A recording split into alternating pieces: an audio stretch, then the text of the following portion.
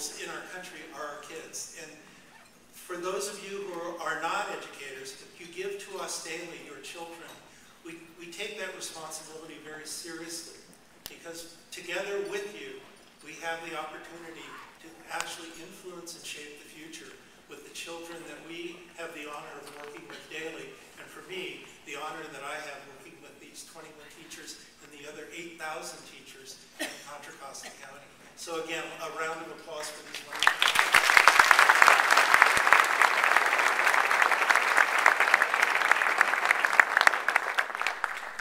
Three of these Teachers of the Year have been selected by judges, including educators from universities and the K-12 system and representatives from business and the community. As finalists for the title of Contra Costa Teacher of the Year, they will be introduced by one of their students, and then they will describe what they have learned from their students. After they speak, I will announce the Contra Costa County Teacher of the Year for 2012-2013. First, we'll hear from Mona Keeler, Iron Horse Middle School, San Ramon Valley Unified School District, introduced by former student Stacy Judson. Stacy?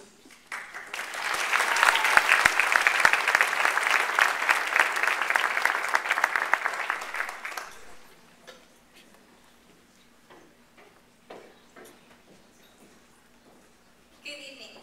My name is Stacy Judson, and 12 years ago, I entered Mrs. Keeler's 5th grade class. But at that time, her name was Miss Wiley. And Miss Wiley's room was called the Smiley Wiley classroom.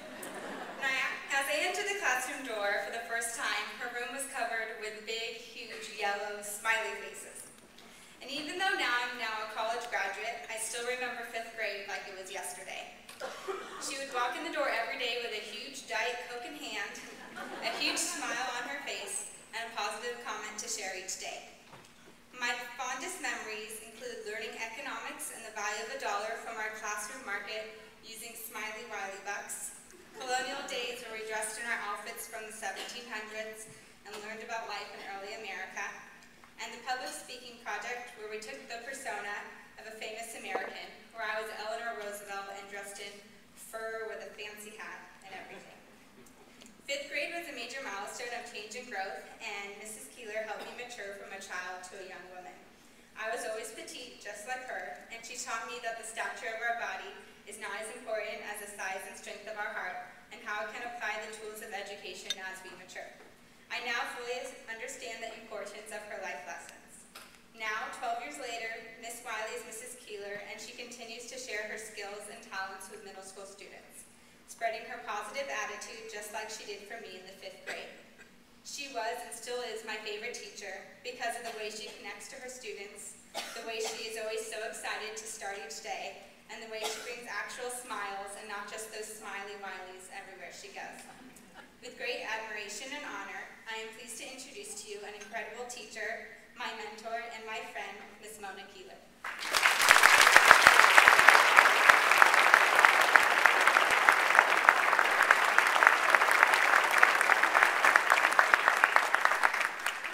Thank you. 7,331. 7,331 days ago was the first day of my teaching journey. Education is constantly changing, and I continue to learn from my amazing administrators, colleagues, and professors. But tonight we're here to talk about the lessons we've learned from our students. Trying to teach different parts of spiders, I learned a catchy song when I taught kindergarten. I had to sing it several times before the students would join in. One student, Lizzie, had a scowl on her face, and when I inquired if something was wrong, she held up her hands and said, "Stop singing, you're hurting my ears." I think my husband and family would agree with Lizzie. On an overnight field trip on the USS Hornet, I was afraid my 5th graders wouldn't stay in their bed at night. I told them a story of how the ship was haunted and that ghosts would come out if they got out of their beds.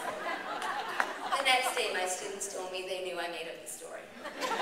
So my students have taught me not to sing or tell bedtime stories. Over the past 20 years, I've had the privilege of teaching kindergarten through high school, and one common lesson I've learned from my students is the influence of my action. It can empower a student to dream big, give 100%, or not try at all. When I tell people I teach middle school, they think I'm a saint or a lunatic, or both. I'm from the mindset that middle school students are people too, so I treat them that way. I value their input. I believe they can learn. I respect them. I also laugh at them, a lot. How can you not laugh at an 8th grader who asks for a happy face stamp on his test if he gets an A? Every year, all 8th graders must take a Civil War exam, and they must take the exam until they get a passing score. This past spring, I saw the anxiety on my students' face as they walked through my door. I knew math was not going to be on their mind. Students have taught me that a little bit of flexibility goes a long way. The day before their exam, I allowed them to partner up and study their facts. This small act of flexibility meant a lot to the students, and I got so much more out of them once the exam was complete. My students have also taught me that they are completely normalized by digital technologies. Tools like Twitter, Edmodo, blogs, Animoto may sound like a foreign language to many, but it is what's engaging students. The New York Times ran an article that stated today's tweens spend an average of 4 to 6 hours a day on electronics. Why not engage them through their favorite mediums? I assigned a linear equation project where they had to partner up and to show all the linear formulas. One student, David, who has a habit of not turning in all his work, came up to me and said, "Can I use Globster?" I had not heard of Globster. So when he informed me it was an interactive poster app, I was thrilled to share in his enthusiasm. Technology gives every student a voice. Using classroom discussion boards allows even the shyest student to come alive by communicating through this modality. Now, for a math quiz. I'd like you to turn to your neighbor, take about 10 seconds, and cite the quadratic formula.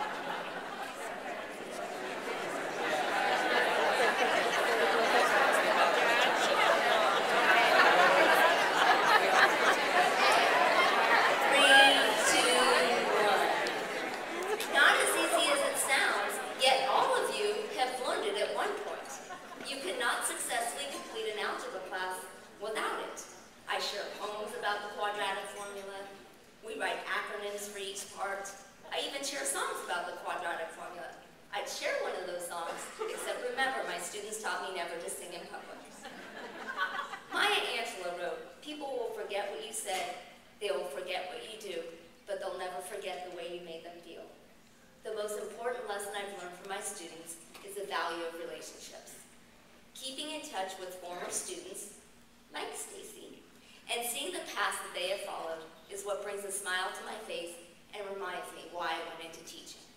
So I want to say thank you to all my students and colleagues for truly enriching my life and making my job enjoyable. I look forward to my future classes and to the many more lessons I'm sure I will be learning. Thank you.